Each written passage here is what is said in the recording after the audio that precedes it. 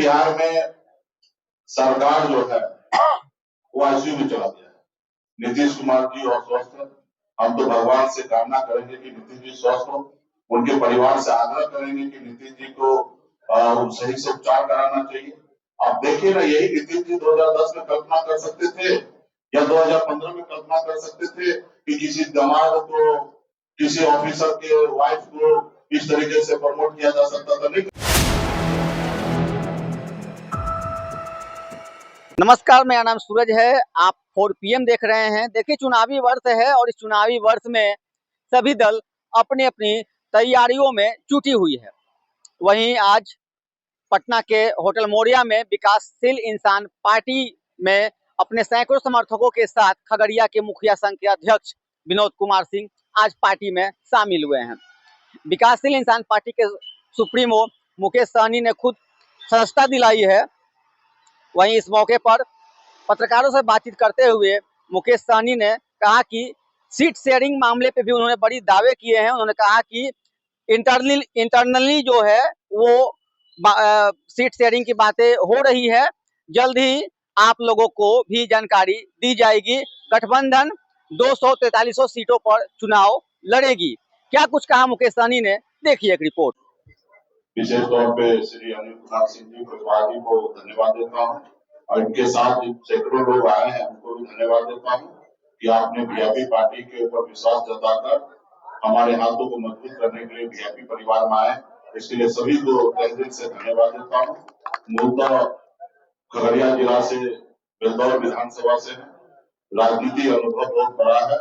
काफी सालों से, तकरीबन 20 साल से संघर्ष करने वाले लोग हैं और आने वाले समय में पार्टी से जुड़े हैं। पार्टी के विचार को लेकर खगड़िया में कैसे पार्टी मजबूत हो, कैसे क्षेत्र में बेलदौर मजबूत हो, इसके लिए काम करेंगे। इसके लिए मैं उनके और उनके सारे साथी को बहुत बहुत धन्यवाद देता हूँ। आप लोगों को कुछ पूछना है?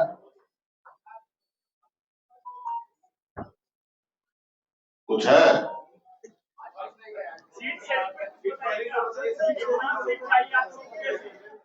सीट गठबंधन 243 सीट पर हम लोग लड़ रहे हैं और सीट शेयरिंग का भी हम लोग इंटरनल बैठक कर रहे हैं, लगातार बैठक कर रहे हैं। गठबंधन के सभी दल लोग कर रहे हैं और आप सबको जानकारी है, कोऑर्डिनेशन कमेटी के अध्यक्ष हमारे श्री तेजस्वी प्रसाद यादव जी है। हमें इस मंच पे से बोलना उचित नहीं होगा। एक बार इंटरनल सब चीज क्लियर हो जाएगा और आप लोगों के बीच में बहुत जल्द आपके बीच में हम लोग आएंगे और कितना सीट पर कौन पार्टी लड़ेंगे वो आप लोगों को जानकारी दे देंगे।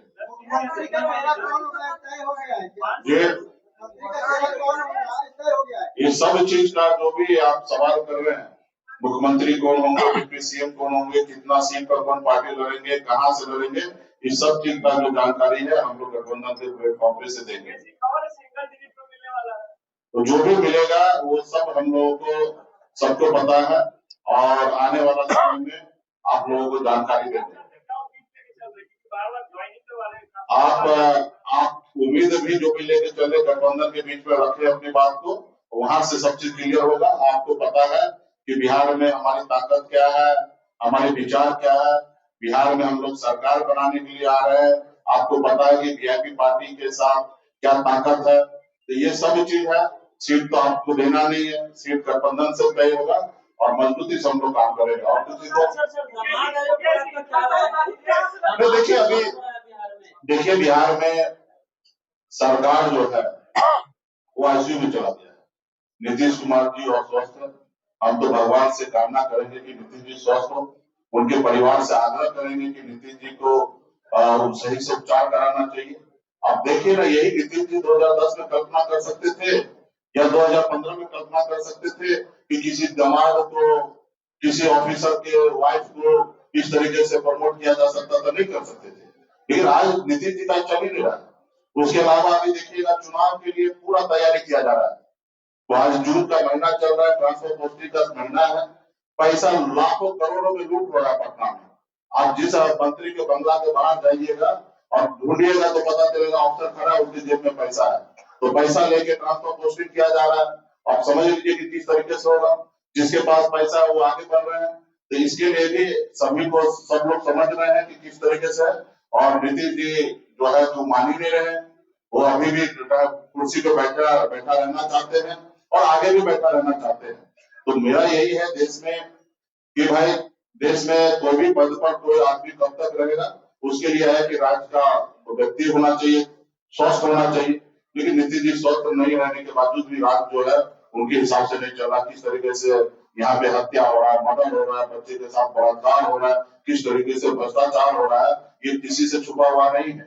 किस तरीके से सरकार का पैसा किस कोई पार्टी अपने प्रचार करने के लिए, अपने वाहवाही करने के लिए 1-2 रुपया नहीं, सैकड़ों करोड़ रुपया खर्च किया जा रहा है। इससे पहले भी यूपीए के सरकार के समय में आप देखते होंगे कि इस तरीके का घोषणा जो होता था वो दिल्ली से वहां से बटन दबा के कर दिया जाता था। लेकिन आज क्या किया जा रहा है, आज बिहार में आके बिहार के पैसा करोड़ों करोड़ रुपया पानी में बहा रहा है और बिहार के लिए नहीं सोचा जा रहा है। आज यही गुजरात है, 2014 में देखिएगा गुजरात का गरीबी दर देखिएगा तो 16% था, लेकिन आज बढ़कर कितना घट के कितना हो गया, 9% हो गया। लेकिन यही बिहार में जो 2014 में 35% था वो बढ़ के अभी 37% गरीबी दर हो गया। और ये मेरा आंकड़ा नहीं है, भारत सरकार का आंकड़ा है। और ये खाली झूठ बोलने के लिए बिहार में आते हैं, भ्रम फैलाने के लिए आते हैं कि डबल इंजन की सरकार है। अगर डबल इंजन की सरकार होता तो आप बताइए 2014 में जो हमारे बिहार का गरीबी था उससे ऊपर हम कैसे चले गए। और वही गुजरात 2014 में जितने गरीबी रेखा में जो थे 16%, उससे घट के 9% पे कैसे आ गए। तो ये सवाल आने वाला समय में मोदी जी को देना चाहिए बिहार में आने के बाद। और बिहार के लोग अभी जागरूक हो चुके हैं और बिहार में इस बार परिवर्तन होगा और बिहार में महागठबंधन का सरकार बनना है। बहुत बहुत धन्यवाद। तो यहाँ पे तो है ना, कुछ दल जो है सामने से गठबंधन में है और कुछ दल जो है संगठन जो पर्दे के पीछे से गठबंधन में है। और भाजपा जदयू के सब लोग ही बोल रहे हैं, हम तो नहीं बोल रहे हैं कि किस कोटा से। बताइए आरएसएस का भी कोटा है। ये इससे पहले तो हम लोगों को नहीं जानकारी था। हम लोग को तो पता है यूनिवर्सिटी पे कब्जा हो गया है, आरएसएस का जितने भी संस्थान है उस पर कब्जा हो रहा है, लेकिन वो सुनने के लिए तैयार नहीं था। वो लगता था लोगों को कि भाई ये विपक्ष में है और ये आरोप लगा रहे हैं। लेकिन अभी तो जो सत्ता पक्ष में वही बता रहे हैं कि आरएसएस के कोटा से जा रहा है। अब बताइए संविधानिक पद है, ये आयोग वगैरह सब चीज है, ये संवैधानिक पद है। यहाँ पे जो भी व्यक्ति हो वो न्यूट्रल होना चाहिए, किसी दल के बारे में नहीं सोचना चाहिए, वो अपने राज्य के प्रति, नागरिक के प्रति सोचना चाहिए। अगर वहां पे अगर आरएसएस के लोग अगर पहुंच रहा है तो निश्चित तौर पर आरएसएस का एजेंडा पे बात करेंगे, आरएसएस के बारे में बात करेंगे। तो आने वाला समय में हम लोग काम करने के लिए जाएंगे। आने वाला अभी भी आप देखिएगा बिहार में जिसके पास पैसा है, जिसके पास पहुंच है, जो अच्छे परिवार से आते हैं उनको अच्छी जगह पोस्टिंग हो रहा है। वही गरीब है, एससी है, ओबीसी है, अति पिछड़ा है, उनको ढकेल किसी ब्लॉक में बैठा देता है, किसी गांव में उनको भेज दिया जाता है। लेकिन वही जिसके पास पैसा है, जिसकी पहुंच है, उनको पटना में पोस्टिंग करता है, उनको तनख्वाह के अलावा 16% अतिरिक्त पैसा उनको मिलता है। तो ये सारे चीज को भी आने वाले समय में परसों हम खुलासा करेंगे। और बिहार में अभी सही नहीं चल रहा है, इस सरकार को, बिहार के हर नागरिक को, हर व्यक्ति को जवाबदेही बनता है इसको बढ़ रहे। और आप सभी मीडिया के साथी से भी आग्रह करता हूँ, इसमें आप लोग भी हमारा सहयोग कीजिए। वो सब जानकारी देंगे, चुनाव लड़ेंगे और जहाँ से भी लड़ेंगे आपको जानकारी देंगे। बहुत बहुत धन्यवाद आपको। जहाँ से आप पहले लड़े थे वही क्यों देख रहे हैं? हम 243 सीट है, सुरक्षित सीट छोड़कर बिहार में कहीं से भी लड़ सकते हैं। कहाँ से लड़े? अच्छा, लाइए।